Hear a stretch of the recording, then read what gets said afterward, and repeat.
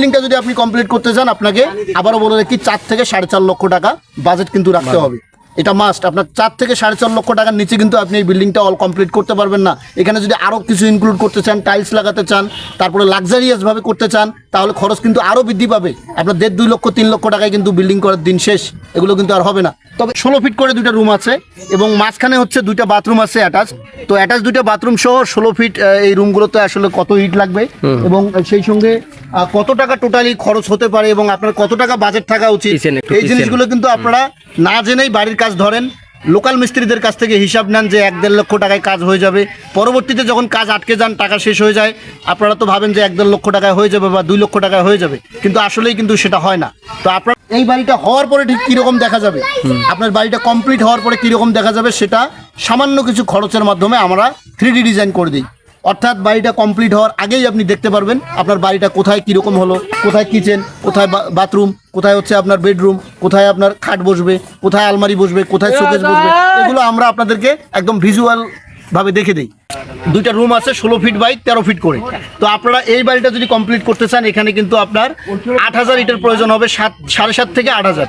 7.5 আপনারা যারা গ্রামে বাড়ি করতে চান, একদম অল্প খরচের মধ্যে আসলে কিভাবে বাড়ি তৈরি করা যায়, তো আপনারা আসলে অগোছালোভাবে বাড়ি তৈরি করেন, অনেক সমস্যায় পড়েন। পরবর্তীতে আমাদের কমেন্ট বক্সে এসে কমেন্ট করেন যে ভাই আমার এটা সমস্যা হয়ে গেছে, ওটা সমস্যা হয়ে গেছে। তো আসলে একটা অর্গানাইজ নিয়মে আসলে বাড়ি করতে হয়, একটা নিয়মের মধ্যে বাড়ি করতে হয়, গোছালো ওয়েতে।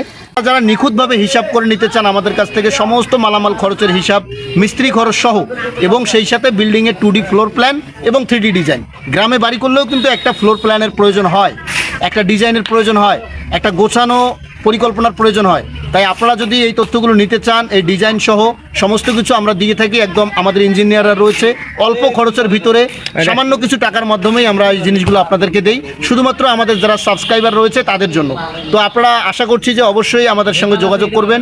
যারা খুবই সিরিয়াস, বাড়ি করতে আগ্রহী, অল্প খরচের মধ্যে আমাদের কাছ থেকে তথ্য পরামর্শ, দিক নির্দেশনা নিতে চান, অবশ্যই স্ক্রিনে দেওয়া নাম্বারে যোগাযোগ করবেন। তো এই বিল্ডিংটা যদি আপনারা করেন, এই ধরনের একটা বিল্ডিং, এটা হচ্ছে 16 ফিট করে 2টা রুম, আর মাঝখানে হচ্ছে 2টা বাথরুম আছে এখানে অ্যাটাচ।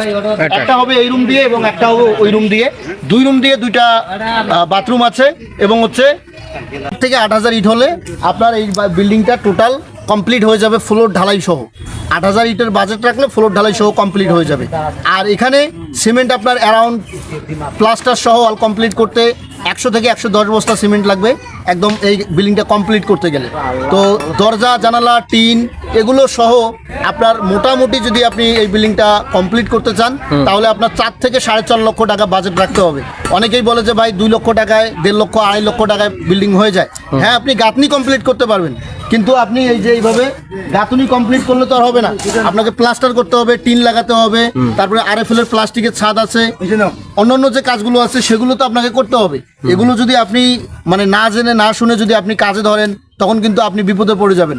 আর আমাদের কাছ থেকে তথ্য পরামর্শ, হিসাব, ডিজাইন, ড্রয়িং এগুলো নিয়ে যদি আপনি কাজ করেন, আমি গ্যারান্টি দিয়ে বলতে পারি আপনি একটা ভালো গাইডলাইন আমাদের কাছ থেকে পাবেন ইনশাল্লাহ। যারা প্রবাসী ভাইরা রয়েছেন, প্রবাসে থাকেন, দেশে বাড়ি করতে চান, আসলে খরচের হিসাবটা কত, এই তথ্যগুলো আমাদের কাছ থেকে নিয়ে আপনারা সুষ্ঠুভাবে, সুন্দরভাবে বাড়িটা তৈরি করতে পারেন। আর একটা কথা বলি আপনাদেরকে, বাড়ির যে ভিত্তিটা কিভাবে দিবেন, এই ভিত্তিটাই হচ্ছে আসল। আপনি যদি চেষ্টা করেন যে না আমি আপাতত এই বিল্ডিংটাতে টিন দিব এবং পরবর্তীতে 10-15 বছর পর যখন টিনটা নষ্ট হয়ে যাবে তখন আমি যাতে ছাদ দিতে পারি, তো এই ব্রিক ফাউন্ডেশনের উপরেই আসলে ছাদ দিতে পারবেন আপনি। সেজন্য সামান্য একটু কাজ করবেন, সামান্য একটু এক্সপেন্সিভ হবে, আপনার খরচটা একটু বাড়বে, কিন্তু কাজটা আপনার গ্যারান্টিযুক্ত হবে। সেক্ষেত্রে আপনার এই গাঁথুনি যখন উঠে যাবে, তার উপরে আপনি হচ্ছে নিচে অনেকেই রড দেয়, এই একটা বড় ভুল, মারাত্মক একটা ভুল। নিচে অনেকেই রড দেয়, এখানে রড দিয়ে সিসি ঢালাই দেয়। এখানে রড দিয়ে তো কোনো মানে হয় না। আপনি এই রডটা এখানে না দিয়ে, এই ব্যাসের মধ্যে না দিয়ে, আপনি এই রডটা দিবেন কোথায়? এই রডটা দিবেন আপনি GL এর ঠিক উপরে। অর্থাৎ আপনার হচ্ছে এটা হচ্ছে গ্রাউন্ড লেভেল, এটা হচ্ছে আপনার মাটির নিচে। এখানে হচ্ছে 15 ইঞ্চি সোলিং আছে একটা, তারপরে ঢালাই আছে, এবং তারপরে হচ্ছে 15 ইঞ্চি গাঁথনি আবার একটা দেওয়া হচ্ছে, এবং তারপরে পর্যায়ক্রমে 10 ইঞ্চি গাঁথনি হবে। ঠিক 10 ইঞ্চি গাঁথনি যখন আপনার 2-3 লেয়ার বা 4 লেয়ার গাঁথনি বাকি থাকবে, তার নিচে আপনি একটা গ্রেড বিম দিয়ে দেবেন এই রডটা দিয়েই। এখানে যে রডটা আপনি দিবেন 10 মিলি রড, যদি আপনি এখানে 4টা দেন, তাহলে এই 10 মিলি রডটা আপনি গ্রেড বিমে দিয়ে দেন, দিয়ে এখানে আপনি ঢালাইটা দিয়ে দেন, তাহলে আপনার বিল্ডিংটা ভূমিকম্প সহনীয় হবে, ওয়ালটা কখনো ক্র্যাক করবে না।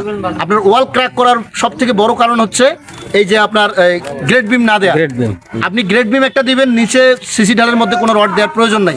আমি কথাটা বলছি, আপনি গ্রেড বিমে রড দিবেন এবং সিসি ঢালাইতে কোনো রড দেওয়ার দরকার নাই, তাহলে আপনার অল্প খরচের মধ্যেই কিন্তু আপনি বিল্ডিংটাকে ছাদ ঢালাইয়ের উপযোগী করতে পারবেন। তো এই তথ্য পরামর্শগুলো আপনি কিন্তু সচরাচর আপনাকে কেউ দিবে না। আর আমাদের এই চ্যানেলে আপনি যদি সাবস্ক্রাইব না করে থাকেন এখনও, অবশ্যই সাবস্ক্রাইব করবেন।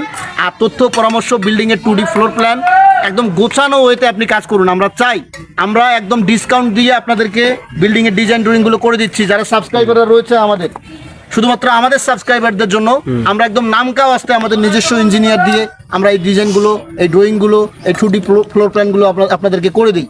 তাই আমি চাই আমাদের যারা সাবস্ক্রাইবার রয়েছে, অসংখ্য সাবস্ক্রাইবার, অসংখ্য দর্শক আমার প্রবাসে রয়েছে, আমরা চাই আপনি অল্প খরচের মধ্যে, অল্প বাজেটের মধ্যে বাড়িগুলো কিভাবে করবেন তার সমস্ত গাইডলাইন A to Z নির্দেশনা আমরা দিয়ে থাকি। তাই আপনি যদি আগ্রহী হয়ে থাকেন অবশ্যই কমেন্ট করে জানাবেন এবং স্ক্রিনে দেওয়া নাম্বারে যোগাযোগ করবেন। তবে আরেকটা কথা বলে রাখি, এগুলো কিন্তু ফ্রি না, অবশ্যই আপনাকে একটা ন্যূনতম সার্ভিস চার্জ রয়েছে আমাদের, সেটা দিয়ে এই তথ্য পরামর্শগুলো আপনারা নেবেন ইনশাআল্লাহ। আর এই বিল্ডিংটাই যদি আপনি হচ্ছে সেমি পাকা করেন, অর্থাৎ হাফ বিল্ডিং করেন, অথবা ফ্লোর ঢালাই পর্যন্ত যদি কমপ্লিট করেন, সেক্ষেত্রে আপনার 1-2 লক্ষ টাকার মধ্যে আপনি কমপ্লিট করতে পারবেন। সেক্ষেত্রে আপনাকে আবার সিঁড়ি দিতে হবে এখানে মাঝে মাঝে, কারণ উপরের চালটা আটকানোর জন্য। তো এই জিনিসগুলো আসলে আমরা গ্রামে বাড়ি করি, আমরা অসংখ্য বাড়ি করেছি এই ব্রিকের উপরে ছাদ ঢালাই দিয়ে বা ব্রিক ফাউন্ডেশনের উপরে টিন শেড বিল্ডিং, এগুলো আমরা অনেক করেছি। আমাদের চ্যানেলে অসংখ্য ভিডিও আছে, আপনি গিয়ে দেখে আসতে পারেন।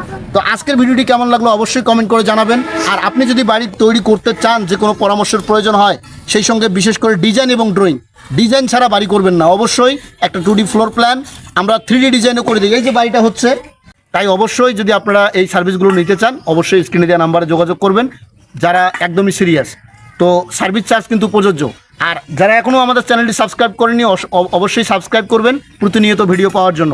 আর আপনার মতামত, আপনি কী ধরনের বাড়ি করতে চান, কত টাকার মধ্যে বাড়ি করতে চান, কী ধরনের দোতলা করবেন নাকি 3 তলা করবেন, নাকি ব্রিক ফাউন্ডেশনের উপরে ছাদ দিবেন, অথবা অল্প খরচের মধ্যে সেমি পাকা করবেন, এই তথ্যগুলো আমাদেরকে অবশ্যই কমেন্ট করে জানাতে ভুলবেন না। তো আজকের মতো বিদায় নিচ্ছি, ভালো থাকবেন, ধন্যবাদ, আসসালামু আলাইকুম।